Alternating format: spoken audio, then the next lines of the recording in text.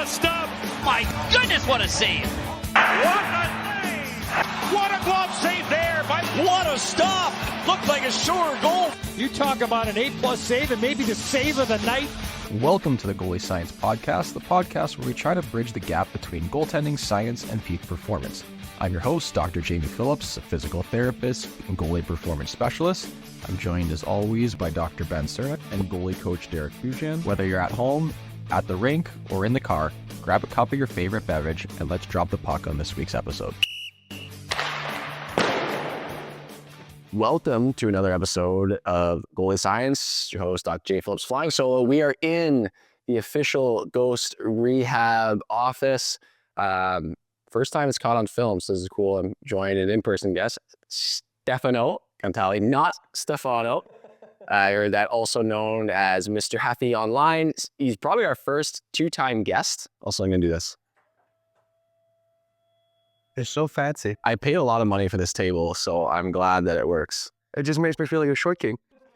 But it's nice. It's nice. You can just relax. I'm not a big dog. I don't have multiple things. Actually, next time you're here, the local public libraries have podcast studios you can use for free. Very cool. So next time you're here, we'll come in and do like an official pod. I think they supply you with audio and stuff, but I feel honored though. I'm the first guest in the new PT room, and it's sick. And you're already trying to do my design, and like I want masks here, I want masks there.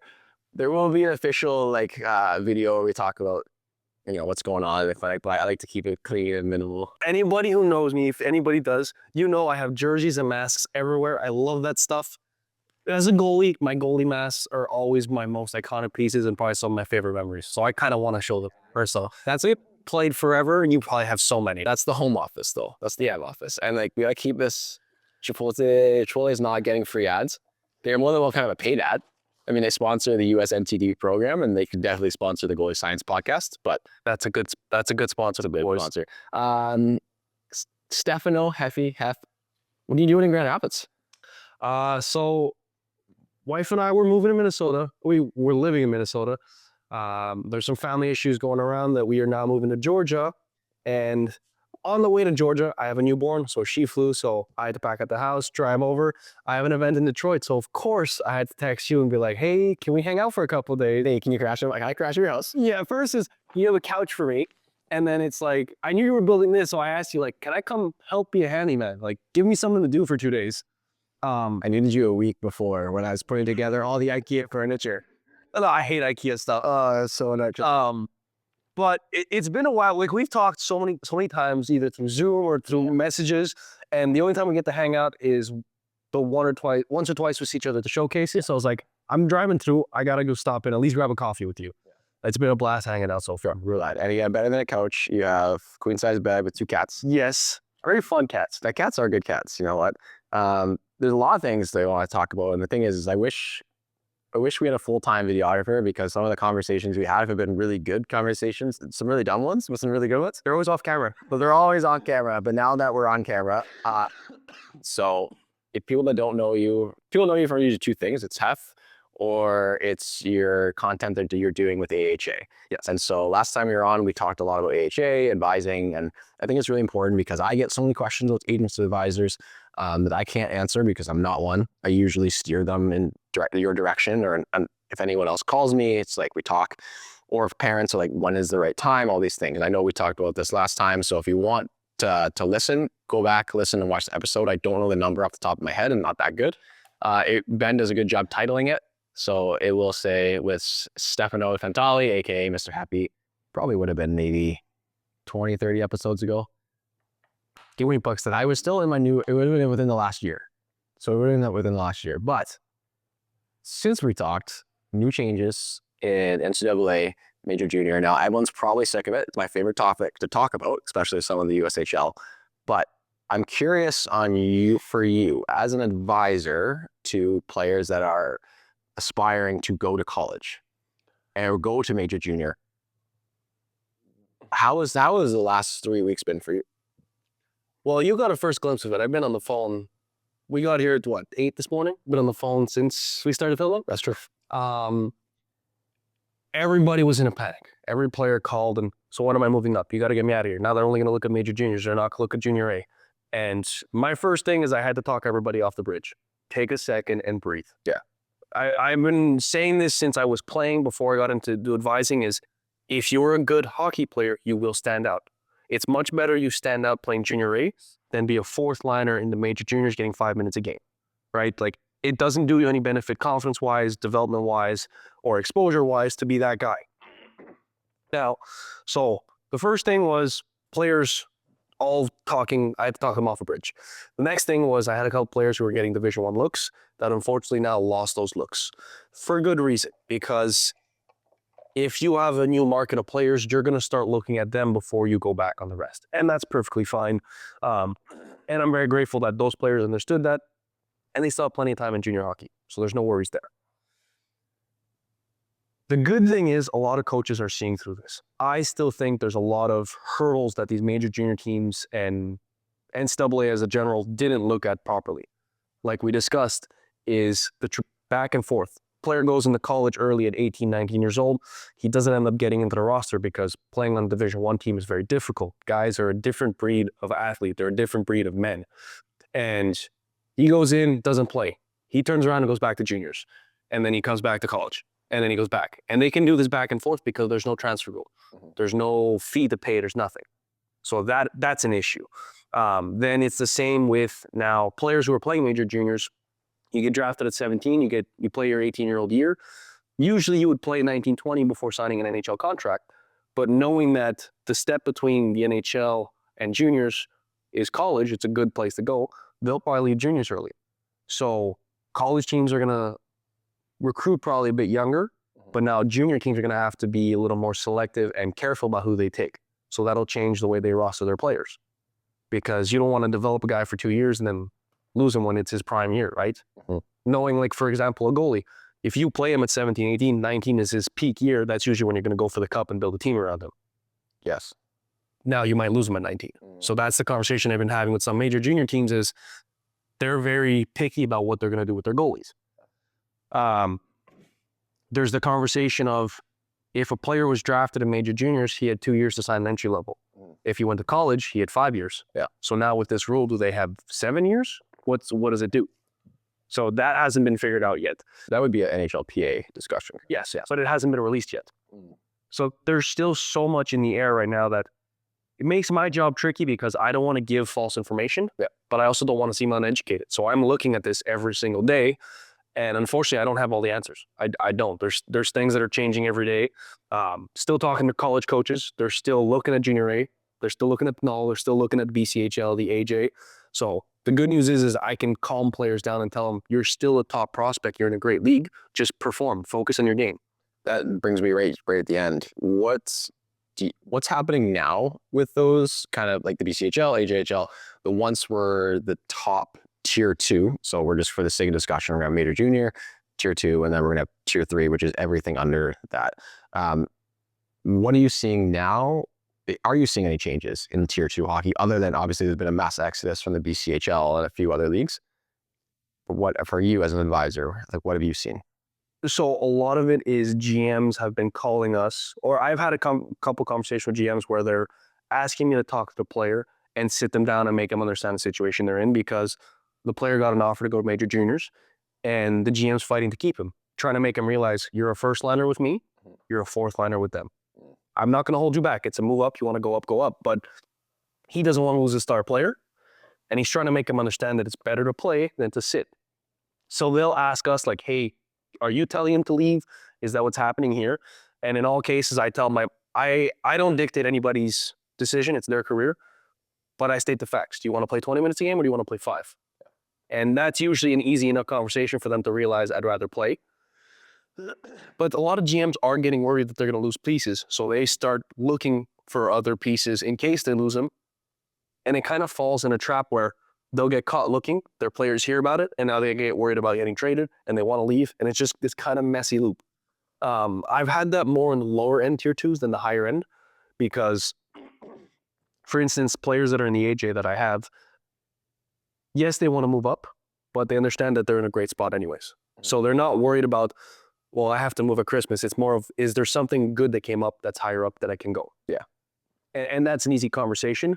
But I do know teams in the BCHL are looking to get the players because they're losing a lot of guys, like you said. The good news is they're getting the guys from the Q or from the O or the dub. So guys that they're replacing, it's just kind of a flip-flop. Well, you took my spot, I'll pick up the kid. So they're still getting good hockey players. What happens to tier 3? Tier 3 is getting a lot of players because all the leftovers are falling down, right? Yeah. And it's causing a lot of problems with kids because the ones who are bubble tier 3 kids are now getting pushed away. And that's where the problem comes into play because you're paying $15,000 a season. And you don't get that refund. You're cut, the money gone. So if you paid it all up front, it's gone. If you didn't pay it all the way, well, then whatever's left, you don't have to pay. Yeah. So a lot of kids are nervous there. My issue with tier 3 is there is some great coaches in tier 3, and I hate saying this because I'm going to get blasted for it, but there's a lot of people that are there to line their pockets. Yeah. And when you have 8 goalies on a team, 15 defensemen, and 22 forwards, there's 8 goalies, 15 defensemen, 22 forwards. Oh my God. So, and we get a call saying, do you have a goalie for me? Do you have, like, at a certain point, you're not trying to make a football lineup here. Yeah. Right? So that's the issue is there's an abundance of players who want to play juniors and are willing to spend the money, but aren't good enough to play juniors. But because the market is open to everybody and there's no roster limits, they can take on as many as they want. The biggest issue I see with tier 3, especially in the United States, is it's unsanctioned. There is no guidelines in place capping a roster. So they can continue to have a revolving door of players, and that affects everybody, right? The kid loses confidence. He's not playing. He's not getting properly developed. Mom and dad are spending a fortune.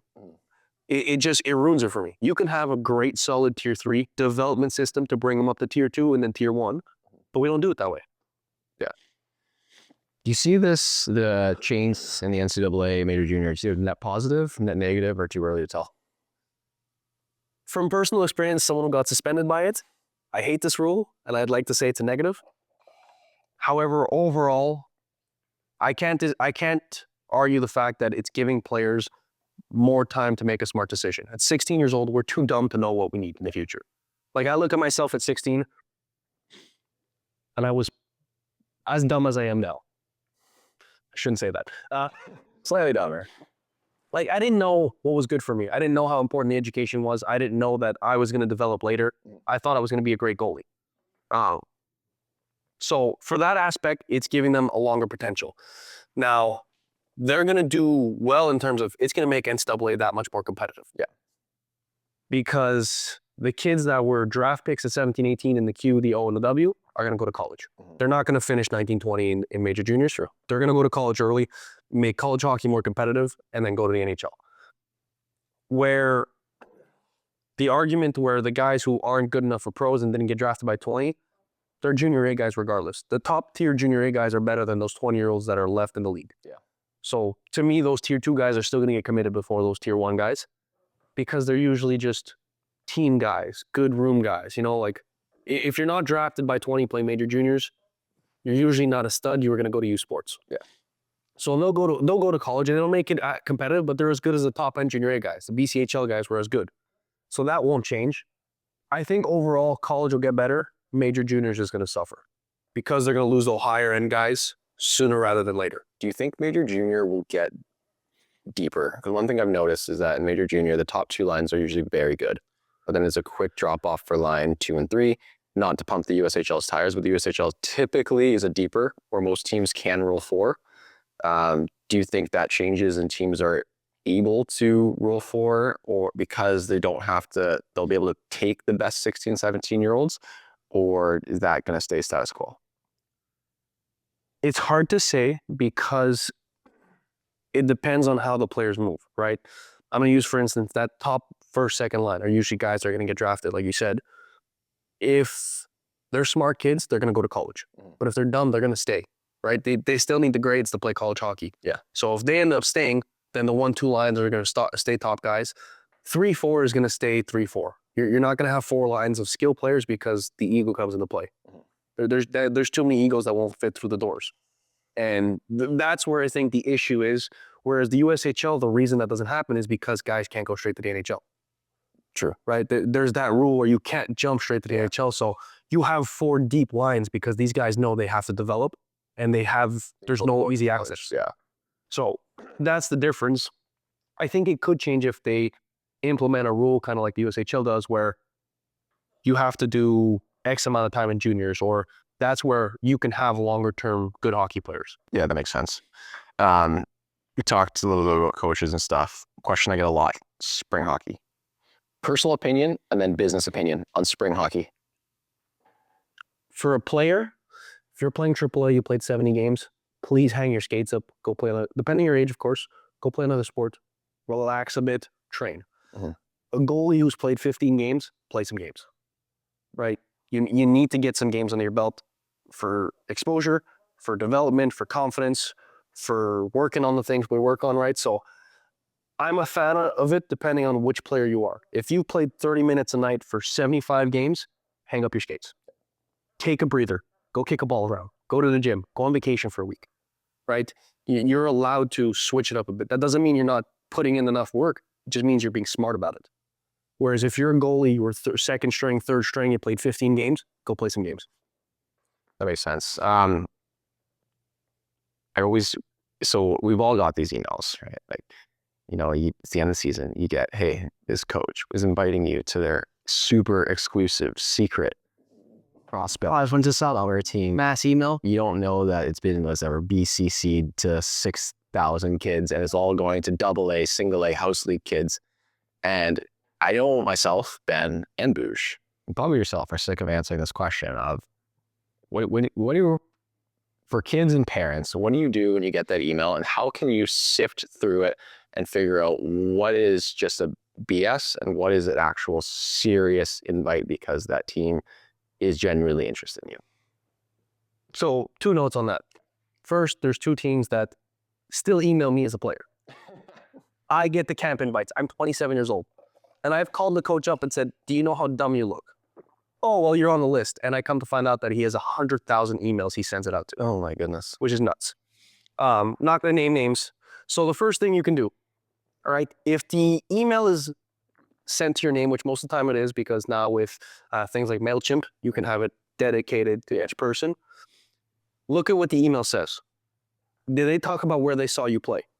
Did they see you play? Did they mention anything about your style of play? Right? If they turn around and say, you're a great goal scorer, Jamie Phillips is a goalie. Why am I getting a goal scorer email? And that's happened before. I've had it happen. That's the first thing. Is there a contact email or a phone number? If there is, contact it.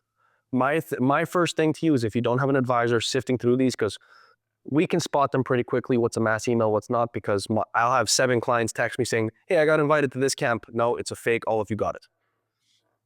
And if there's something, respond to it. Thank you for reaching out. I appreciate it. I'm looking at coming to the camp. Can you please let me know where you saw me play, or who gave you my contact information? If you don't get a response within 48 hours, usually your email got forwarded to a spam box, which means it was a mass email. They don't care about you. Secondly, if they come back and say false information, you know it's fake. For instance, I just had a goalie of mine that I coached a long time ago call me. I'm not going to name the school because I don't want to blast them. Hey, I got invited to a showcase. He wants me to play for him. The next day, 7 of my clients got the same message. I'm like, hey, it wasn't for you. It was a mess. And it was a text message. Oh, so it's a matter of text message. I didn't think of that. That's actually kind of good. Right? So it makes it even harder to predict. Yeah. So you look at what's sent in the email, if it's generic or if it's specific to you, try reaching back out. And then the third thing is, ask your teammates if they all got it. Right? If you're the top player on your Air and AA team, there is a chance you're being watched, right? Because there's a lot of great AA players out there that just didn't make it for whatever reason, politics, or wasn't enough spots, and you would have made AAA somewhere else. But if the guy on your team who doesn't know how to skate got it, it kind of tells you this doesn't make sense. Yeah, that makes it hard. I actually going to circle back to major junior Q discussion. So Q, in the last X amount of years, and I apologize because Ben's probably punching his steering wheel right now because he has all the numbers. Sorry, Ben. But sure, I ran double check and see if you didn't answer the question. No, he hasn't. So Q, for the last long time, hasn't been producing goalies at the same level of the other major junior leagues, the Dub and the O. And then we're not even going to include college in that discussion, but just compared to the Dub and the O. So you're a Montreal guy. You've had You had a little cup of coffee in the queue. You work with goalies in the queue. You work with many goalie coaches in the queue. Why is that? Why is an area that was used to be such a goalie hotbed, why is it really struggling to produce, I don't even want to say top tier talent, because it's not even the top tier talent. It's consistent NHL draft picks and consistent professional goalies at any level. So first, I want to say that there's a lot of great goalie coaches in the queue. I know a lot of them. I've seen what they can do. There are some tremendous goalie coaches, and it's not on them. The first thing is Just never try. Oh, it's not the goalie coaching, because it's very. no, but like the people that are in place are great at what they do. Okay. The issue is they don't have the time they need. So a Q goalie coach makes not even minimum wage. Can't live off of that, right? So they need to have multiple teams. So they're not there full time. I think there might be one team in the league that has a full-time goalie coach. That's there with the kid 5 days a week, gets 30 minutes a day with him at least, does the video breakdown, the mental side of it, everything you need to succeed, right? So they don't have the full support that they should get. Second, the league is so offensive. You look at these, and the best defenseman in the league has like minus 40. You're getting pummeled. One of my guys, I watch him play, and he calls me after a game. He's upset, and I understand, because they lose 6-3. I go watch the game. He's got 45 shots, 12 or 2-on-0s. He's got 7 breakaways, 3-on-1s. They were on a power play. They gave up a 3-on-1. Like, where is the defensive systems? So goalies don't stand out as much as they probably could. They don't have the support they have. And then I think it's just the style of play overall in the queue is not the same as pro. It is not a physical game in the queue. Like, that's why a lot of players who play in the Quebec area, even in Junior A, when they go play outside of the province, they all freak out and go, it's so physical. Guys are trying to kill each other. It's a separate style of hockey where, unfortunately, doesn't translate as well, in my opinion, to NCAA or to pro. And that's the biggest lack, is how can a goalie be ready for the next level if he hasn't seen what that actual level looks like? And that brings me into, we talked about this yesterday, where all the major junior leagues should be one league. Yeah. Play versus each other. Get that experience, see the different style of hockey, and the Memorial Cup should be the winner of each league and no host team. The WHL seems to be, or sorry, it seems, because I think they are, and again, Ben's punching a steering wheel right now. They seem to be putting in more top tier talent or more goalies consistently than they own the queue. I don't think it can't all come down to goalie coaching, because I don't think anything that's going on out west is specially unique. Or There's something in the water, is what I say. yeah, something in the water. So what, other than there being something in the water, what is it? A numbers game? Is it opportunity? Is it development from the youth side that goes on? Like, is the youth development better out west than it is in Ontario and Quebec? I can't confirm for sure because I don't have all the statistics on this, but I think they spend a lot more time in youth development, properly developing them. But then it comes down to the type of the game style overall, right? Like, the argument most people in Q make is we win the most Memorial Cups, which you're probably right. The Q has most Memorial Cup wins. However, one team doesn't dictate a whole league. And if you look at it, the team that's usually going to win goes and get a bunch of studs at Christmas. Yeah. And they stack up. And it's easy to win one game series.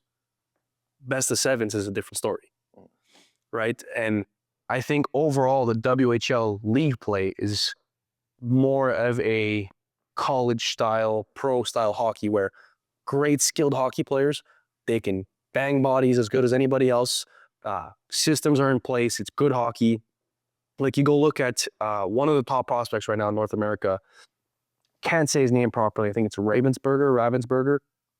6'4" kid playing for the Cougars. Good goalie. You watch the game, he has to make consistent saves where it's guys coming down the wall, he has no passing option, there's a shot. He's got to make those pro-level saves where there's traffic in front, it's a straight shot. It's not 2-on-1s, 3-on-1s, it's not 3-on-3 hockey. It's strategic, what's the word I'm looking for? Systems hockey.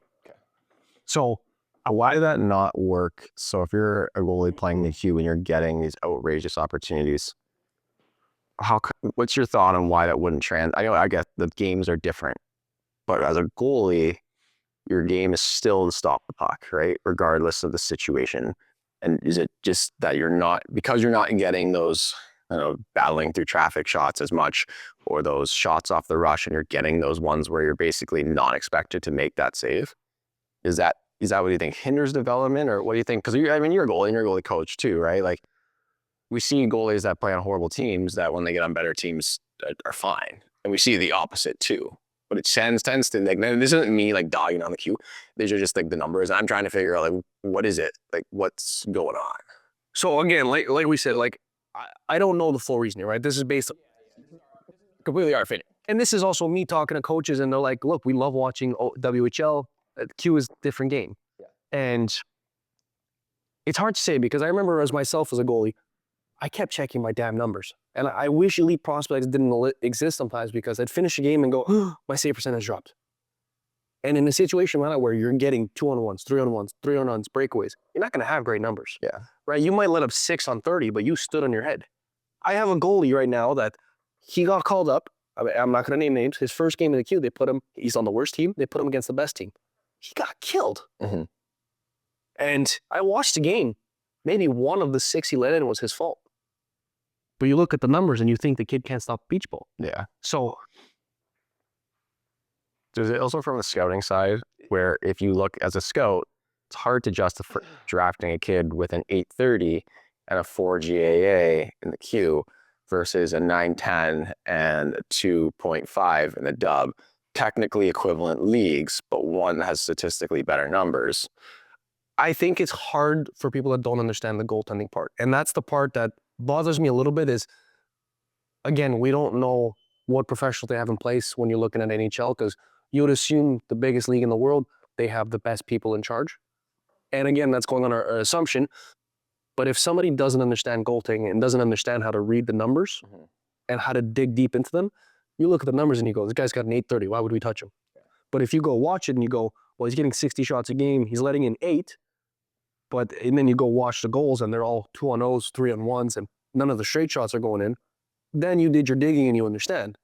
But if with the amount of goalies there are in the world to watch and the amount of scouts there is compared to that, I assume some people just look at numbers. Numbers are definitely the big foot in the door. And we will, like, usually the first thing we ask when someone sends the goalie, like, what's their numbers? And we know that stats, we talked about it on the pod many times, we're like, save percentage and goals against isn't everything, but it isn't. I do think it's important. Yeah. Someone could be like, oh, what's your save above average? I mean, I can tell you what, they're not keeping track of that in TV hockey. And if they are, I mean, good for them.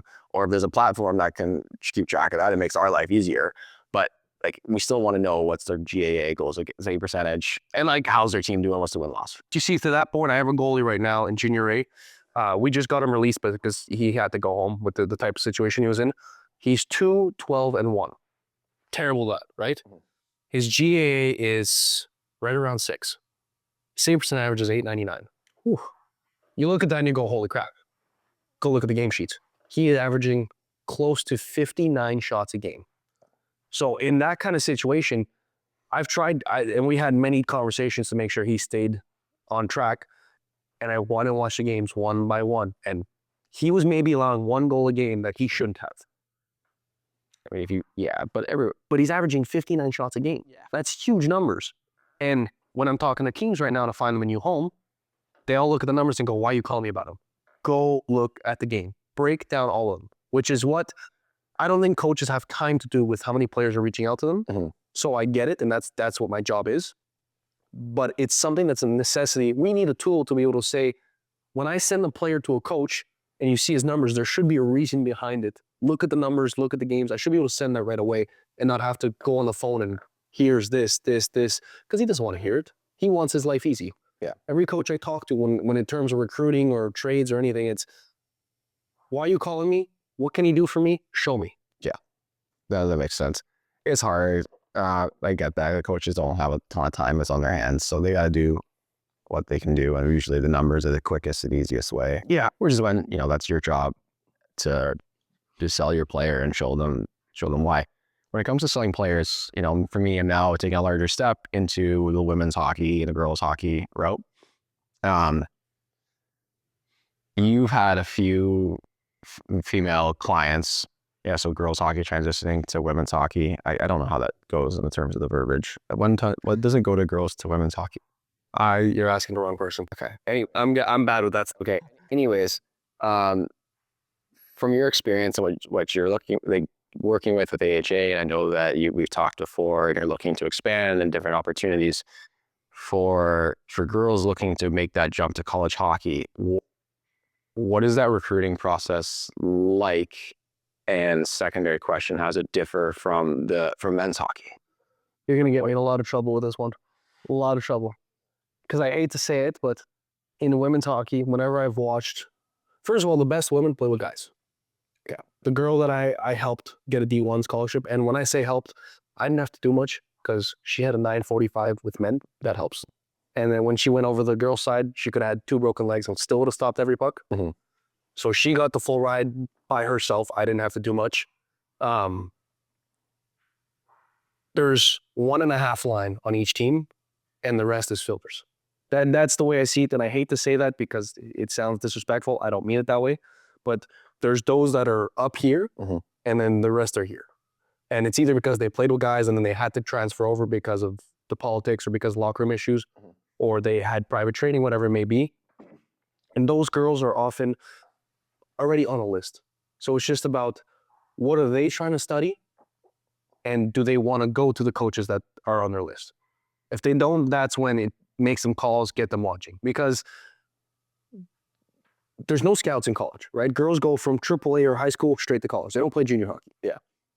So these head coaches and assistant coaches, it's their job to travel during the season while coaching to recruit. Mm-hmm. So my job is to make their life easy. If there's a girl playing for Northwood, one of the best prep schools you could play for, and she's a good girl, but she doesn't have too much eyes on her yet because they're in the middle of nowhere. They're in Potsdam, or not in Potsdam. They're in Lake Placid, New York. It's easy to call these coaches, hey, here's a girl, here's her stats, here's her video, she's worth it. And then they'll drive down to see her. So I would say the biggest thing for girls is when you're a freshman, first of all, as a freshman, you need to try to play as high as possible. It's not like men where you don't want to go 2-3 ages above because you're not going to play. You want to play ages above. Freshmen who play varsity high school or 18s AAA, it's a great thing. Then from there, freshman year, find out what you want to study. And I know you're super young, it's hard, but at least narrow it down so that we have an idea of which schools you want to look at. And make me a list of your ideal schools so that I can get them on the roadmap. Because yes, they can't talk to you freshman year, but at least we can get them looking at you. Yeah. And there's the backdoor rule that technically through a friend, through a parent, you can talk, and coaches do it all the time. It's not technically right. It's a very gray area. But if you start freshman year, hey, just letting you know, she's a freshman, very interested in your program. Here's what she could do. Here's some video. Sophomore year, I promise you they'll be watching. Come, I think it's June 10th. There's a specific day, or June 15th, that they're allowed to call. Come that day, you're going to get phone calls. I'll use, for example, the goalie I repped. That day at 8 in the morning, she got calls. And from 8 in the morning till 8 p.m., she got 17 calls. And from there, it was just interview, go visit the school, and it just trickled. And within a month, she committed. So it happens very quickly. And that's good. That's important. That's what I've also heard from Division I coaches, especially from let's just say the top 5 schools. I spoke to a few of the coaches, and again, they're looking for the girls that are playing boys hockey as long as possible. Yeah. Girls that are on the national team level. Yeah.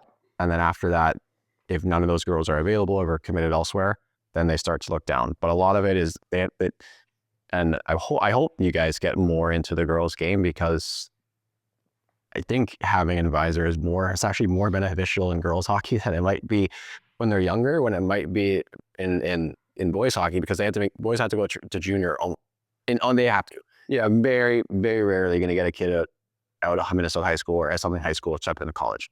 You need to play junior, and then that gives you extra time. Where for the girls, as a freshman, you basically have to start selling yourself to these schools early in order for those teams to justify taking time away from their teams to go watch you.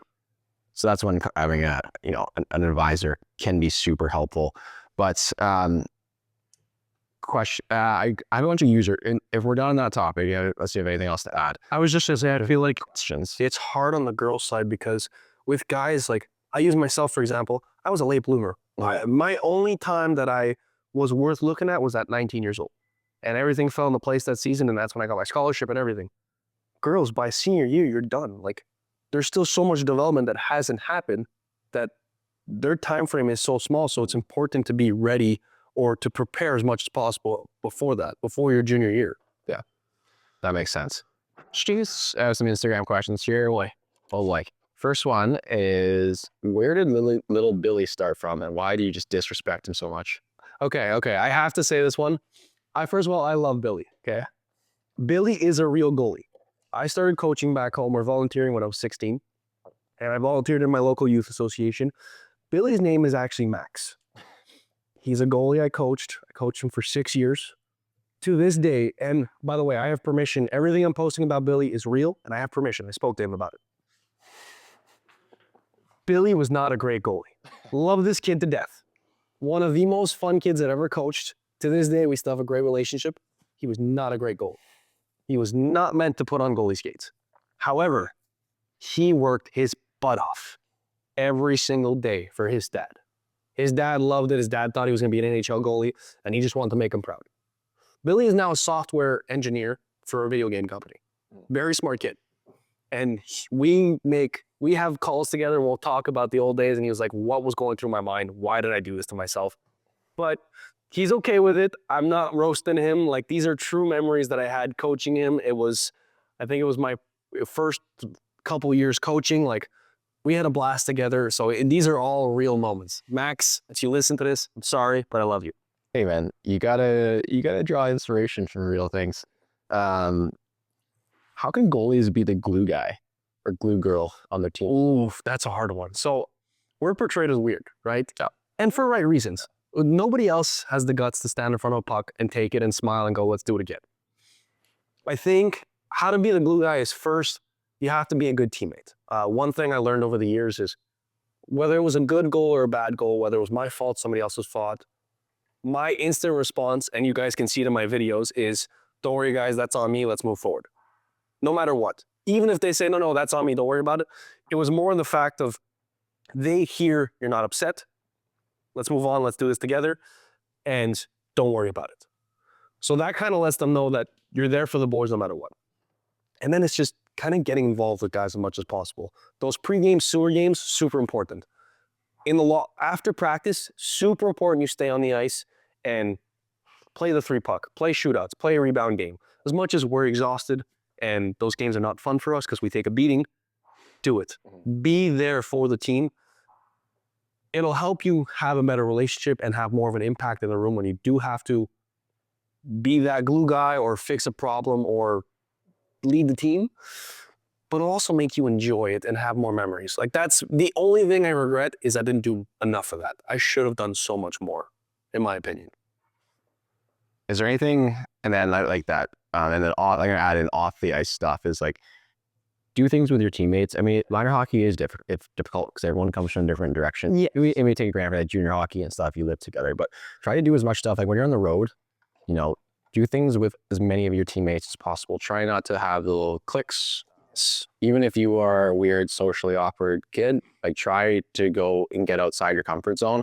Not only is that going to help build camaraderie with your team, it's good to have those life skills and be able to interact with other people, humans and stuff, because when you move forward in life, it is a very good skill to have. I had a conversation with one of my U16 girls 2 days ago, and we're going to put on a seminar to work on like a little bit of media training, because that'd be a good thing to add here at Fox, because the kids don't have it. And eventually when you get thrust into junior, all of a sudden you get a microphone in your face for the first time. But when kids are interviewing or talking to their coaches, we go through this, we talk to kids on the phone, we've had good interviews, we've had bad interviews.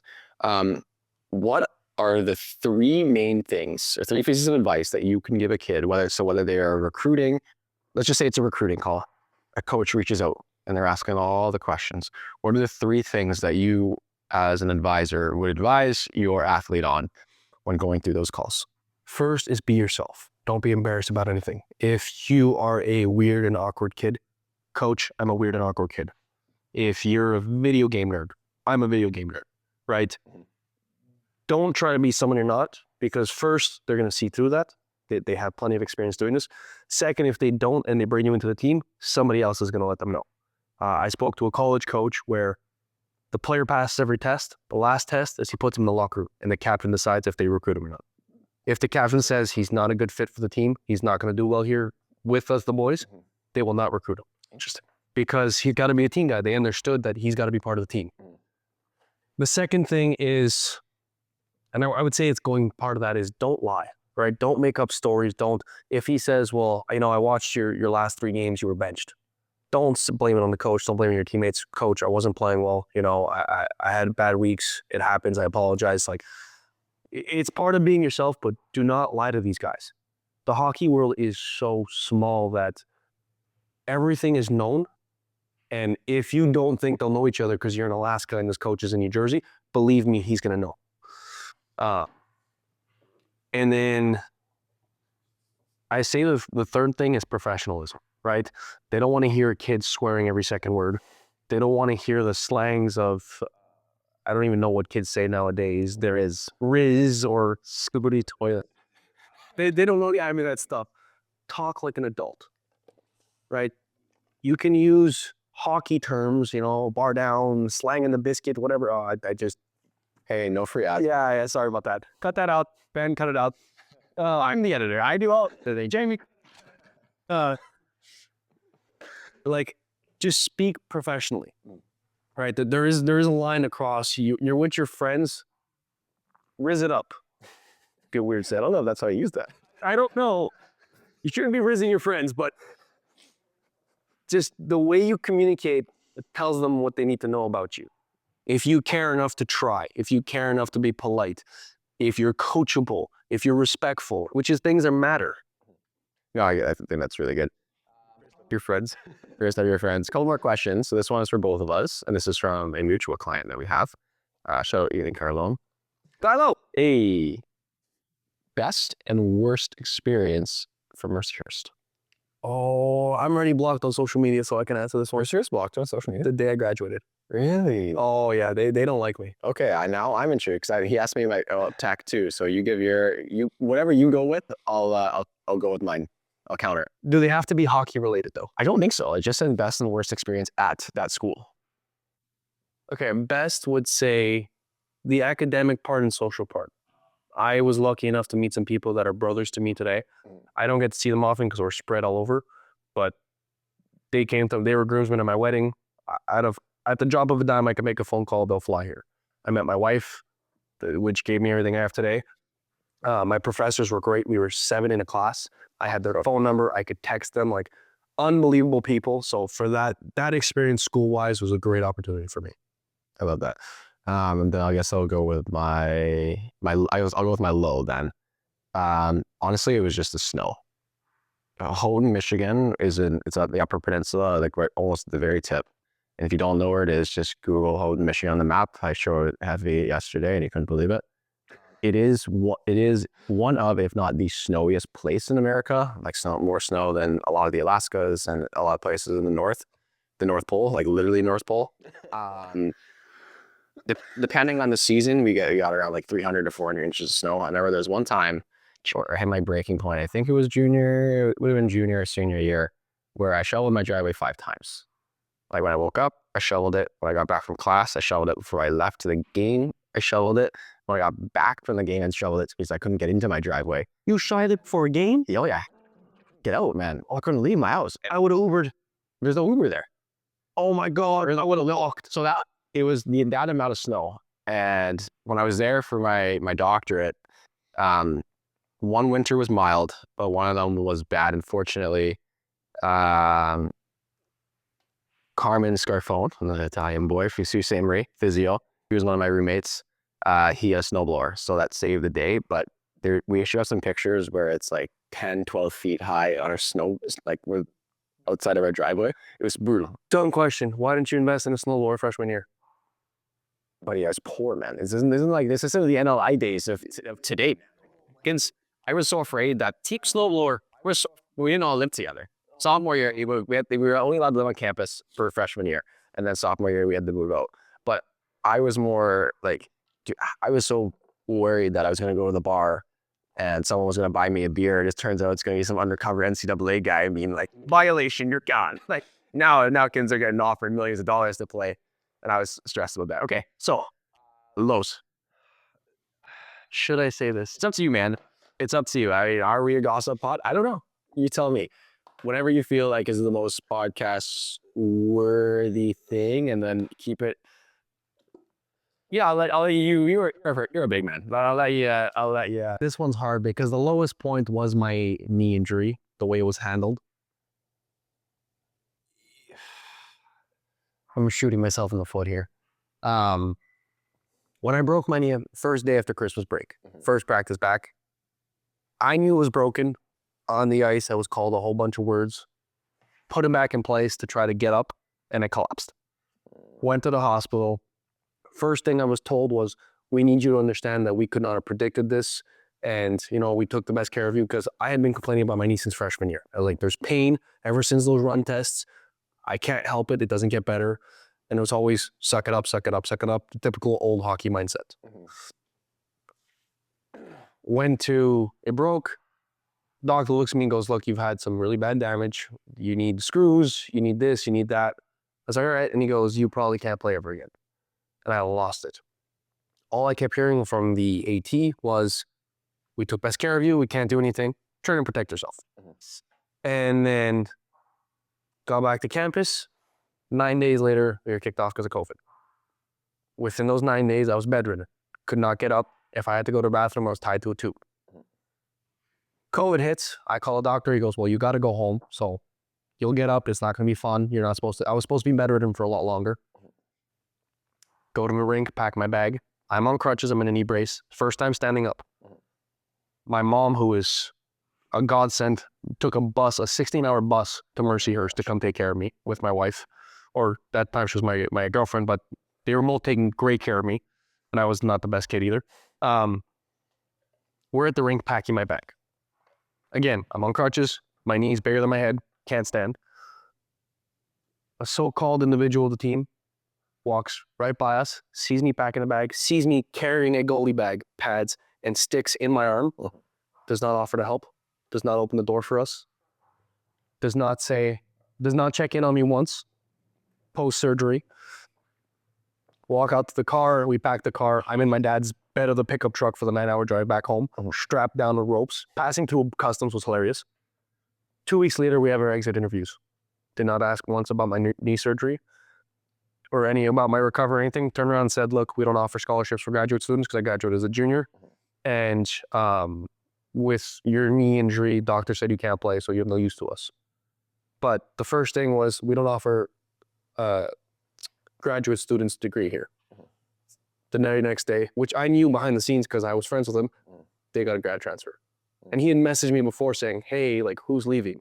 Yeah. So I knew this, but they were not man enough to say the truth. We're grown men. So I'm shooting myself in the foot for saying this, but very poor handling of young men. That's the way I'll put it. It's definitely a lot worse than snow. Which is why they have the history they have, right? Whenever we want to come.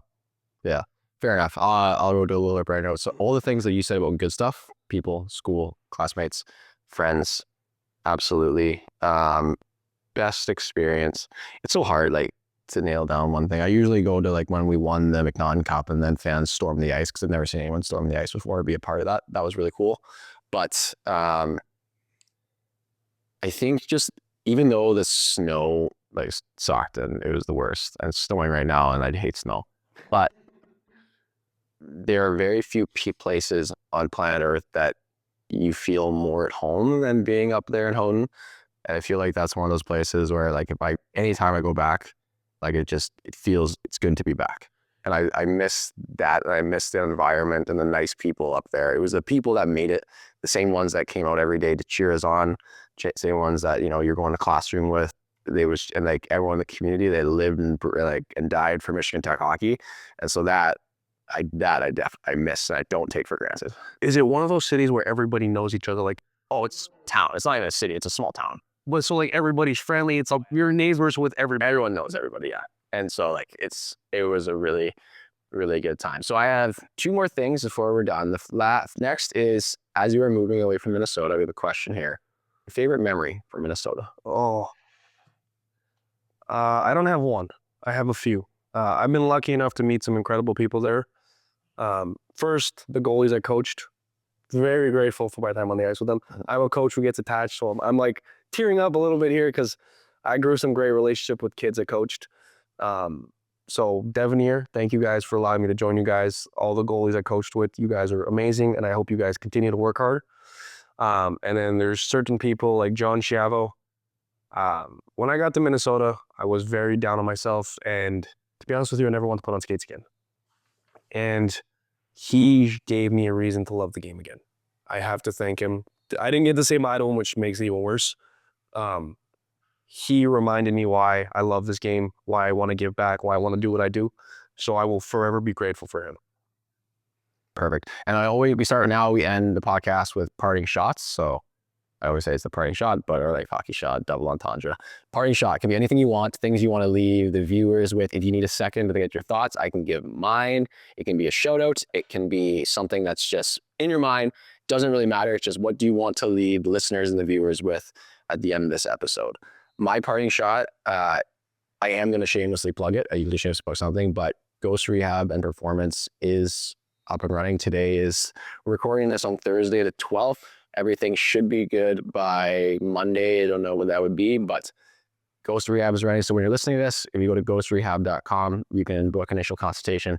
Whether you have a major injury, you're dealing with something, or you just want to elevate your performance, that's something that I do here. No other PT that I know of does rehab in the clinic and then hop onto the ice and make sure you're skating well and moving well, whether you're a forward player. Kind of do it all here. I got to shout out Bauer too, having the parting shot. They sent me a whole bunch of stuff from Bauer Training, so thank you to them. We'll be doing some stuff on social media, but that is my parting shot, is a shameless plug. I have two. I have to continue what you're saying. I'm a 27-year-old broken walking Band-Aid because I didn't take care of myself. Please reach out to him so you don't look like me. I can barely get out of bed.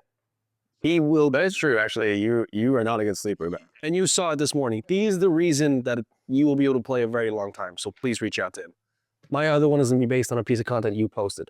If you're going to do this, go all in, right? You only get one chance to do this.